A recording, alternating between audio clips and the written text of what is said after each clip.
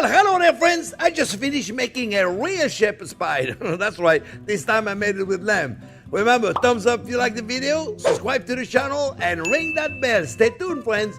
It smells amazing in here.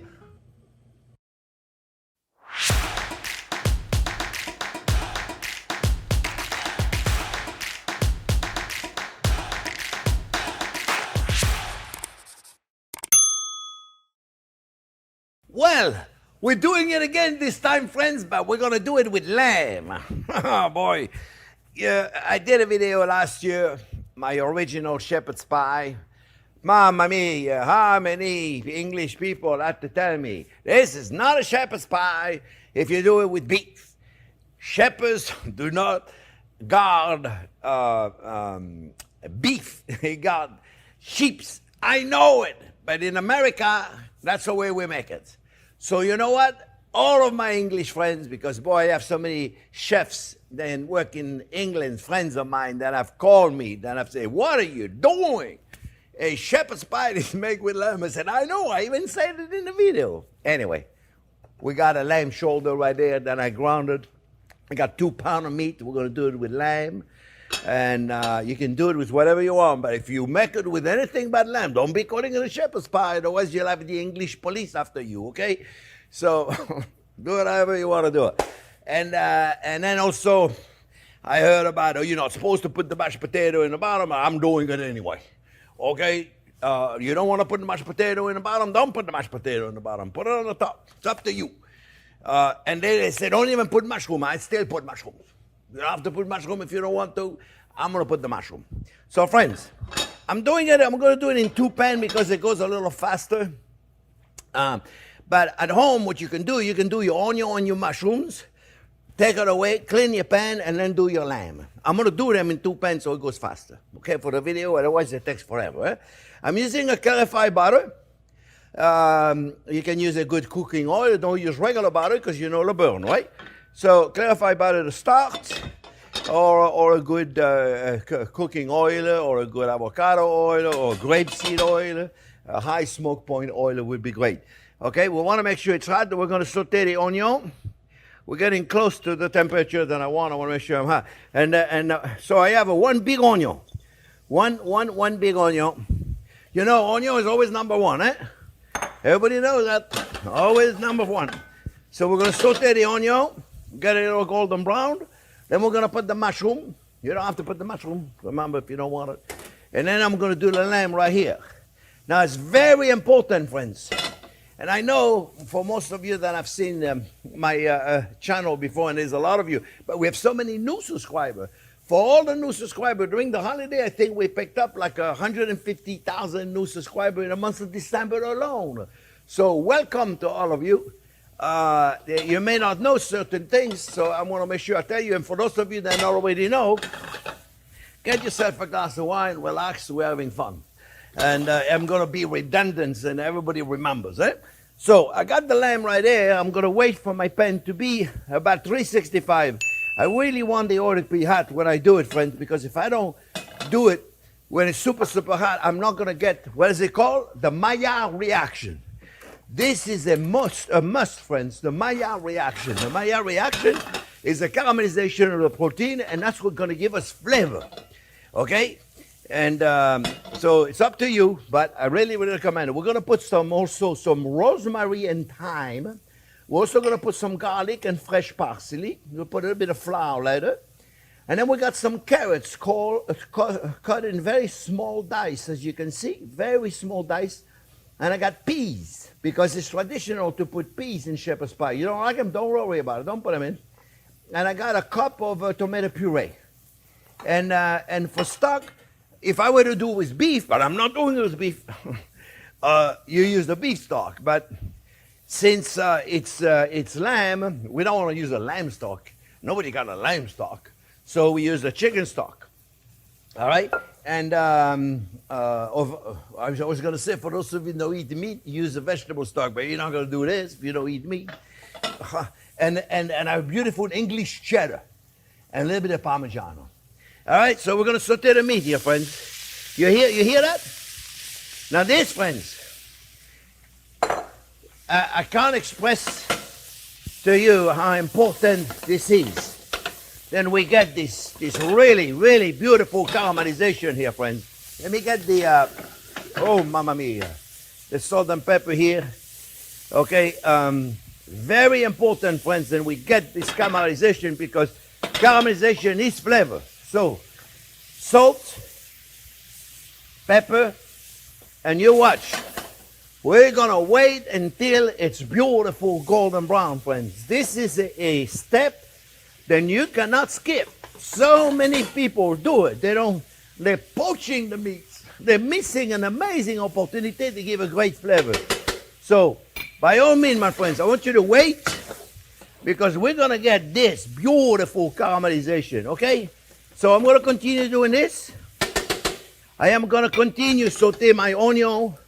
And when the onions start to get golden brown, then I'm gonna add the mushroom to it. And I'm gonna cook all the water out of them, all right? So I'll be back in a few minutes. The lamb will be beautiful golden brown. The onion will be nice caramelized, and the water will have been disappeared from the mushroom because I'm gonna cook them in there, all right? So I'll be back in a couple of minutes, friends. You see, friends, I want you to see.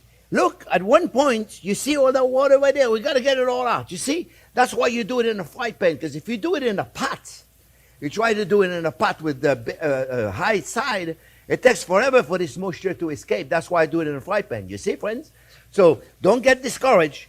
It will. All that water will go, and it's going to be replaced with beautiful caramelization of the protein. Okay, so we're going to continue doing it. I just wanted you to show. I wanted to show you so you don't get discouraged when you see all that water. Say, how am I going to get golden brown in there? Just be patient. Okay, friends, look. No more water. You see? No more water at all. All right, so now, you see, beautiful color, caramelization. Smells amazing, eh? So now look, the mushrooms, they're down also. You see, we're going to put them in here on the side. Let's continue working with this beautiful meat we have right here. So we're going to put our thyme and our rosemary. Right there, thyme and rosemary. Then we're going to put about a quarter cup of flour, friends. And we're going to mix all this up. Mix it up well. And the water is going to absorb the water that we're about to put in and the liquid we're about to put in. It's going to bind the whole thing. So sooner we put the flour, and less of an opportunity we have for the flour to smell, to taste like glue. Longer you cook the flour, better off you are. That's all. That's what I was going to say. All right, so now our flour is mixed up together. Now we're going to put our wine. Now there's some chefs that don't put any wine in there. It's up to them. I like to put about a cup and a half of good red wine. Remember, friends, cook with the wine you're willing to drink, okay? If you don't drink with it, don't put it in the food, you don't get any better. We're going to let the wine evaporate. Then we're going to put a little bit of garlic. Smells amazing. So the wine, look at all the wine is evaporated already. That was a quick reduction, very quick reduction. A little bit of chopped garlic. Then, friends, we're going to put our carrots, chopped carrots. They need to cook. We're going to put our tomatoes. We're going to mix all this up. And then we're going to add our chicken stock.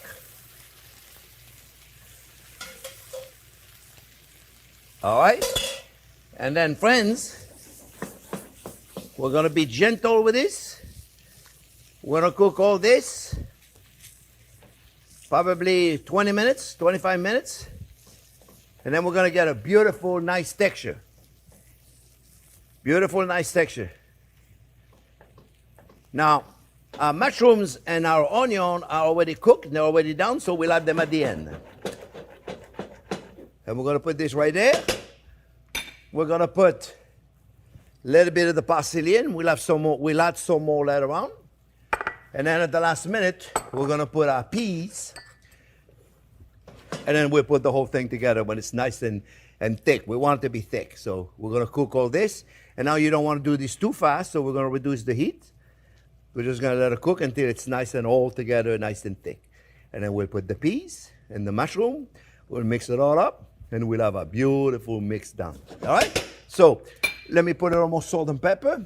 I put salt and pepper as I sauteed the meat, but we want to put a little more in here. All right, some friends, so we're going to let those cook, let it reduce, and when our carrots are starting to be tender, we are good to go. I'll be back in a couple of minutes. Okay, friends, the final ingredient to put it together. Well, one, we must have the Worcestershire sauce, for sure. I don't necessarily like to overcook it. There's no reason for it. But you got to put a lot of it. Now, that's really important, the Worcestershire sauce, friends. Well, I got a mushroom right there. A mushroom and onion that I already cooked.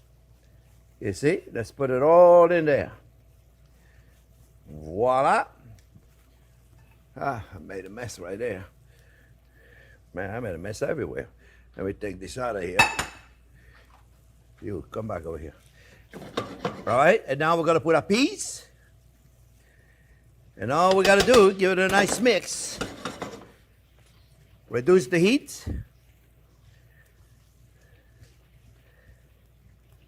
And it smells amazing, friends. If you were here right now, you wouldn't believe it. It's really, really smells amazing.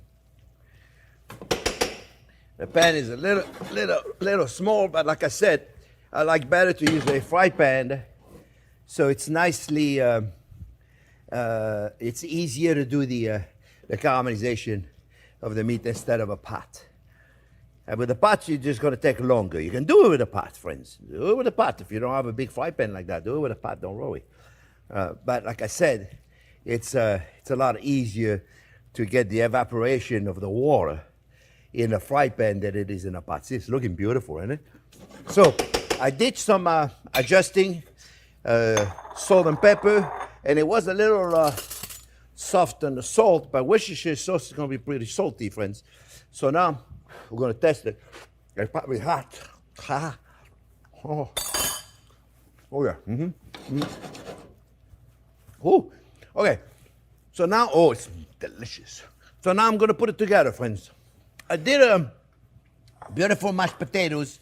I put it in a pastry bag because I find that it's easier to put it in a pastry bag. You don't have a pastry bag, you can put it in a baggie, or you can just put it by hand. Put a few mounds in there of mashed potatoes, and then you can spread it out. The pastry bag, it's easier for me, but you know, don't worry about it if you don't have a pastry bag. Well, I find it easier, that's all. Okay, but do it however you want to do it, friends. We put a little layer in the bottom. I know there's a lot of controversy about that. Don't put a layer in the bottom. Well, if you don't like it in the bottom, then don't put it in. I like it. So I'm going to put one in the bottom. It's really up to you. And what I like about putting one in the bottom first, friends, is, let me put this here. You stay over here for a minute, okay? Is that I can put a layer of cheese. Make it a spatula, so I do it nice. You see? Let me put this right there. I do it nice. Right? Let's do it as nice as we can. You're not going to see it really, but you're going to see it when you cut a slice of it, friends, you see? So, okay. So what we do, we clean like that. We clean the side, so we have a clean side. All right. Very good. So now, stay over there, you. Now we have an opportunity, friends, to put some beautiful English cheddar right here as a base. So I have a crust, if you will, of mashed potatoes, and I got this beautiful cheddar cheese. Then I'm going to put the meat. Then I'm going to put more potatoes. Do it however you want it. You don't want to put the potato in the bottom? Don't put it in the bottom. I'm not coming for dinner. If I were coming for dinner, please put the mashed potato in the bottom. I like it. There we go, friends. Let's put David. Now, you have to be careful now because you don't want to mess it up. So what you do, you put it on here. You be gentle for your bottom layer, friends, okay? Be gentle, eh? I'm going to put all this like this. And then we're going to put one more layer of mashed potato on top. And in the mashed potato, friends. The recipe for the mashed potato Jack is going to give you a link right there, friends. And the only thing I did different to those mashed potatoes was I added 3 egg yolks at the end. Okay, I added 3 egg yolks at the end. And what that's going to do, that's going to make them nice and rich. And it'll also make a nice, prettier color at the end when we brown them, okay? So this, I told you it was 2 pounds of meat, right? And you know what I'll do is in the recipe, friends, I write the exact size of the lasagna pan that I'm using. I will write the exact size so you'll have it if you want to make that, because that's a, mamma mia, I made a mess. We don't want to show this mess that I made. Here we go. You see, 2 pounds of meat is perfect for this mold right there, whatever size that is. I'll have to give you the exact measurement, friends. All right, pack it in, pack it in. I got my oven going at 350. Depends on the oven. You can go between 3 1/4 and 375 at the most. Okay, and make sure you adjust your seasoning, friends, with salt and pepper. Right, and I'm going to take this way. And now we're going to take a pastry bag, and I twist it without leaving my 2 fingers here, so then we can continue our topping. And doing with a pastry bag, it makes it really easy to put it on there with a pastry bag, so you don't mess up your meat and mix, because you're not supposed to mix those two. Okay, friends? You're not supposed to mix them. Not supposed to. Do whatever you want to do. Don't worry. You know, the English recipe police is tough. But I have so many English friends there. I got the support. Not to worry. We're in good shape. They're going to be happy. Oh, you finally know how to make a shepherd's pie. You were making a cottage pie before, or something like that. I forgot what they call it. It doesn't matter what they call it. Here it is, friends. All right? So now we take a spatula and we make it nice, eh? You're going to say, well, it was nice. Well, you know, if you do with a pastry bag with a star tip on it, you can make it really nice. Also from the beginning, so you don't have to do any other stuff that I'm doing, right? Make it nice. I'll show you. We're going to make it nice. There you go. I got too much of it. You stay out of here. We're going to make it nice, friends. See? Right there. I told you I used to do drywall, right? Yeah, look. Not bad for a drywaller. There you go, friends. You see? All right? So now, what we could do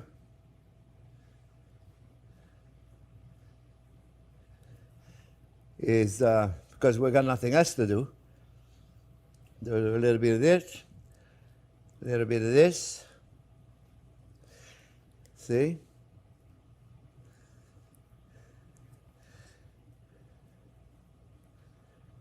And voila.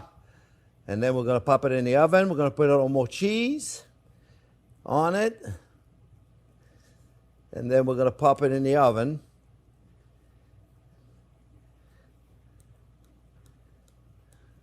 Voila. We'll put a little more cheese on there. A little bit of cheddar, a little bit of Parmigiano Reggiano. And then when it's beautiful golden brown, we're going to take it out. We're probably going to have to wait a little bit before we can cut it, because I'm not going to burn myself. I do it all the time. A little bit of Parmigiano Reggiano on top, and we're going to cook all this until it's beautiful. All right, friends, we'll be back when it's out of the oven, beautiful golden brown. See you in a minute. Okay, folks, I'm going to take it out of the oven. Oh, yes. Oh, yes, that's a beauty. Oh, le mamma mia. Beautiful, beautiful, beautiful, beautiful, beautiful.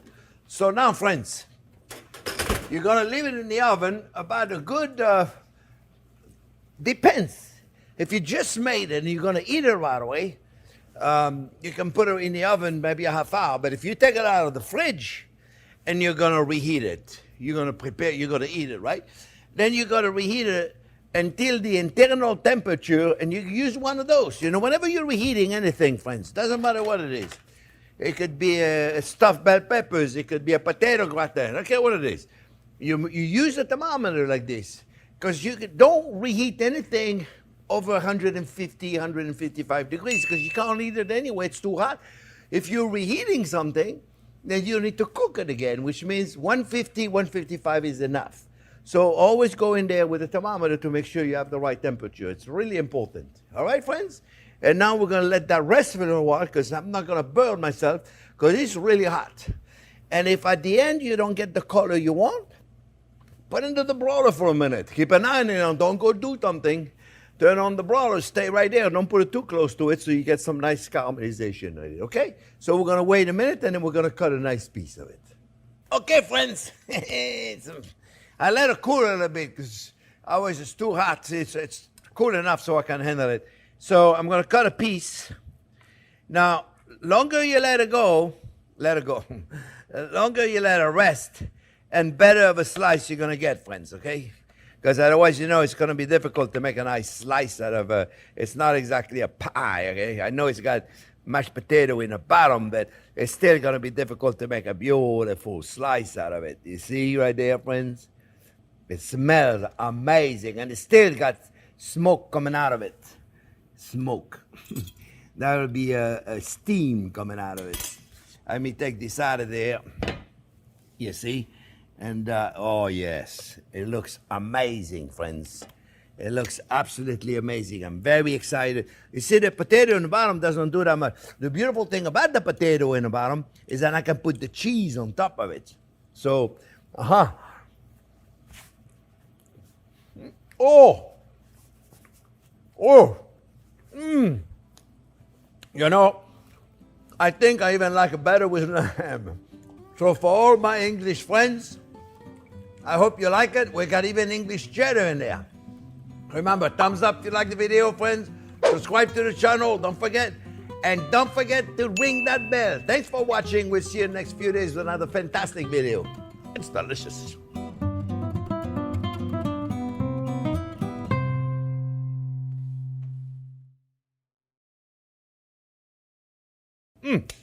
Well, I'm going to eat that whole thing. It's delicious. Very